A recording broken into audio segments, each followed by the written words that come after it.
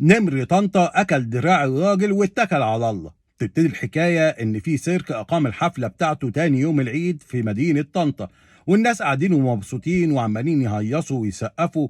ظهرت الفقرة اللي هي بتاعة الأسود والنمور، والمروضة عمالة تعمل الشغل اللي عليها.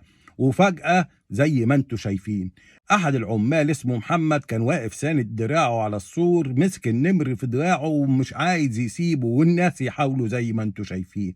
وبعد المحاولات دي كلها وبالعافية لما طلعوا دراعه من بقه، خدوا محمد وطلعوا على المستشفى. بس مع الأسف بطل دراع محمد ولا ليه دعوة بأي شيء غير إنه كان شغال عامل في هذا السيرك.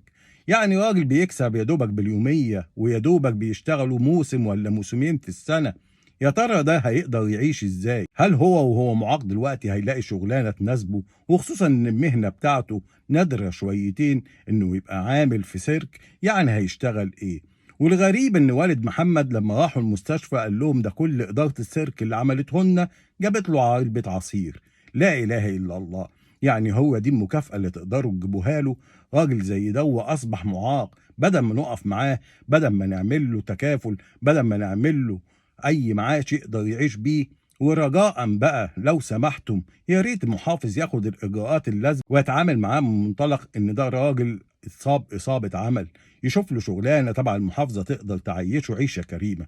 وخصوصا ان محمد لما راحوا اتكلموا معاه الصحفيين قال لهم والله دي اول مره تحصل معاه، بس المشكله ان احنا بنجيب النمور والاسود وبنجوعهم قبل العرض بيومين علشان يبقوا مطيعين، بعد ما يخلص العرض ياخد المكافأة بتاعته. يا جماعة الخير، هو احنا هنفضل شغالين كده كل واحد عايز يعمل حاجة يعملها وخلاص؟ يعني اللي يعملوا مشروع زي دوا مش لازم يبقى فيه رقابة عليهم؟ مش لازم يكون فيه نظام يتبع مع هذه الحيوانات المفترسة ويكون نظام علمي؟ يعني ايه تجوع حيوان زي دوا غريزته اساسا هي قايمة على الاكل والافتراس؟ طب لو هو فعلا الباب كان مفتوح او حصل مشكلة او كسر السور وطلع على كل اللي واقفين، كان ايه الوضع ساعتها؟ كان هياكل له طفل ولا هيعور واحدة من الستات اللي قاعدين؟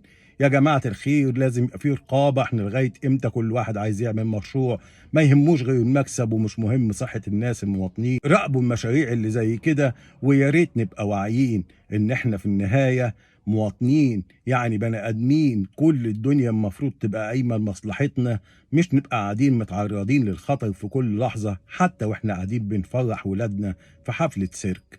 ربنا يصلح حالي وحالكم ويعدي الايام دي على خير ويلطف بمحمد، ويا رب يعرفوا يعملوا له حاجه يعيش بيها عيشه كريمه. ويا رب الناس تبقى واعيه ان مش كل واحد يعمل مشروع، المهم عنده يكسب القرشين. السلام عليكم، تتمسوا بالعافيه.